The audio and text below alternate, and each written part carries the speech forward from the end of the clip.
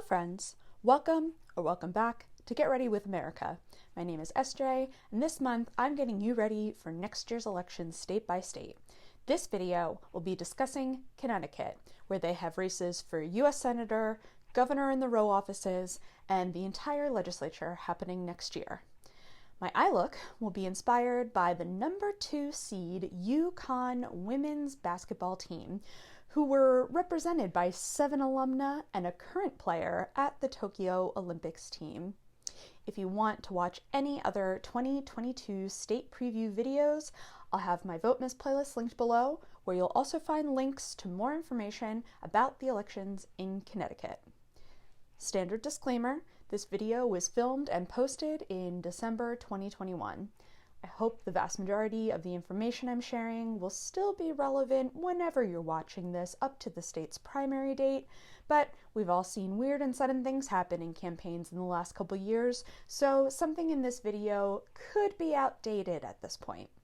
Check the state government links in the description box for the most up-to-date information. Let's get into it. Democratic Senator Richard Blumenthal is running for a 3rd term in the U.S. Senate.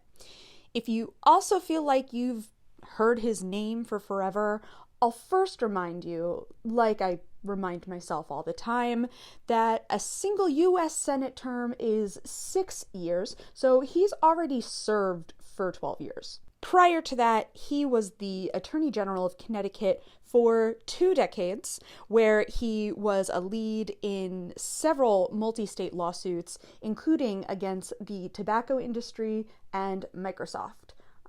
So yeah, you've likely been hearing his name for a while. The only other candidate to declare so far is a lobbyist with ties to the Trump-Ukraine scandal from the first impeachment trial, so I feel good about Blumenthal's chances. Connecticut has 5 House seats, all represented by Democrats. That's only happened within the last decade, and a bipartisan panel is still working on their new map, so there might be 1 or 2 seats in play once we get the final map. Democratic Governor Ned Lamont is running for a 2nd term. No prominent Republicans have said they're going to run yet, just formed exploratory committees and talked smack on Lamont. The entire legislature is also up for re-election, and while Democrats have comfortable majorities in both houses, a slew of Republican wins in local races this past year, plus the redistricting, could turn a few of the seats red, though I don't think enough to switch party control. A statewide race I wish I covered this fall is the election of the 2022 Connecticut's Kid Governor. Mackay was elected by the state's 5th graders to serve with a platform of preventing animal cruelty. He will lead a cabinet of fellow students from across the state, advising on how to implement his platform in their communities and supporting each other in their platforms. I love this so much. I put a link in the description box if you'd like to learn more about Mackay and his cabinet. Voting in Connecticut is frustratingly basic. They do not have any type of early voting, and absentee ballots need an excuse.